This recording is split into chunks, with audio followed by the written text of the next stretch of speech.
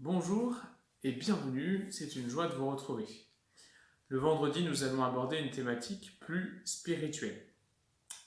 Aujourd'hui, je voudrais partager avec vous un trésor familial, un trésor que j'ai pu vivre chaque soir et que nous vivons également quand nous nous retrouvons, qui s'appelle la prière de l'Alliance.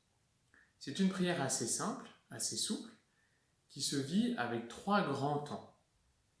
En fait, il s'agit de relire sa journée et d'abord de remercier le Seigneur pour tout ce qu'il y a eu de beau et de bon dans cette journée, même si parfois cela a été un peu caché. Ensuite, par rapport à tout cet amour vécu, donné et partagé, de demander aussi pardon parfois dans tout ce qu'il y a eu d'égoïsme, de peur, de crainte. Et enfin, un temps d'intercession. Pour le temps de remerciement, il s'agit de découvrir tous les petits moments joyeux qui ont pu être vécus, les moments de partage et qui ont vraiment pu nourrir cette journée.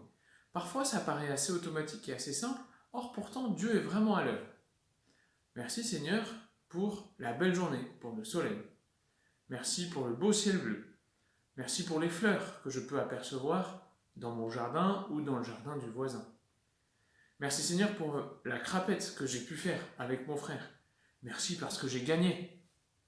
Merci Seigneur parce que même si j'ai perdu, j'ai appris que l'important c'était de participer. Vous voyez, en fait, tous ces petits moments de joie et de profondeur que le Seigneur nous a permis de vivre jusqu'au bout. Ensuite, nous pouvons demander pardon. Seigneur, pardon pour ma gourmandise. Pardon, Seigneur, pour ma jalousie, parce que mon frère ou ma sœur en avait un peu plus dans son assiette que moi, et j'étais un peu jaloux. Pardon pour cette dispute que j'ai volontairement provoquée. Pardon parce que j'ai voulu avoir le dernier mot. Pardon, voilà, pour toute autre raison que nous pouvons découvrir dans nos différents temps, dans nos manques d'amour. Et peut-être que ce temps de confinement nous donnera l'occasion de découvrir que dans une journée, il y a pas mal de fois où nous pouvons demander pardon. Puis vient le temps d'intercession, un temps où nous pouvons confier à la fois des choses concrètes et matérielles de nos vies qui nous pèsent un peu, ou des personnes. Seigneur, je te confie ce devoir de maths un peu difficile à faire, ou ce bac qui m'attend, ou ce brevet qui m'attend peut-être un jour à la fin de mon année. Seigneur, je te confie ce déplacement professionnel, ce rendez-vous professionnel. Je te confie ce voyage. Seigneur, je te confie aussi les personnes qui me sont chères. Ma grand-mère, un peu fatiguée et toute seule. Je te confie telle personne qui traverse telle difficulté dans son couple, dans sa famille, etc., etc.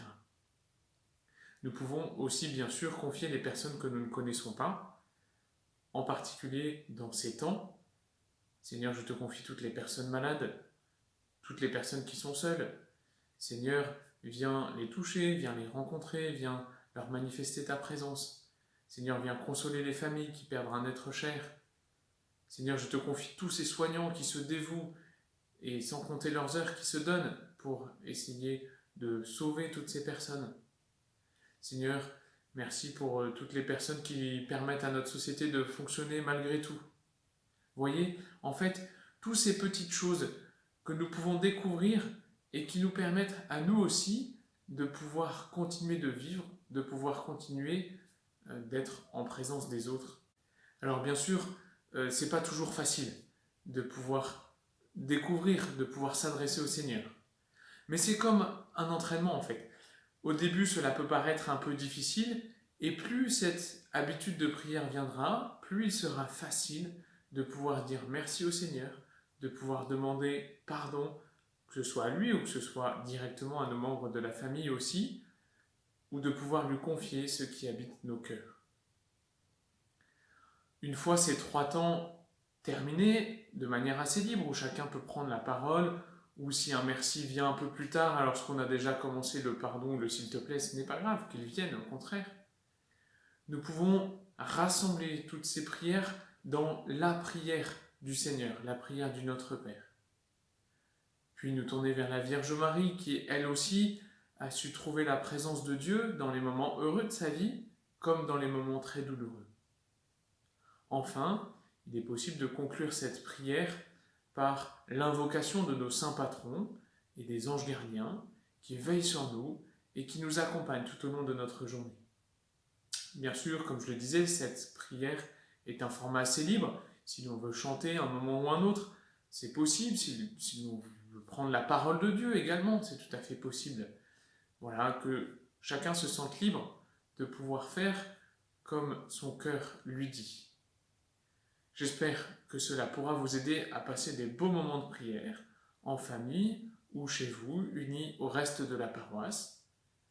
Je vous souhaite de nouveau bon courage et je vous dis à bientôt. Soyez bénis.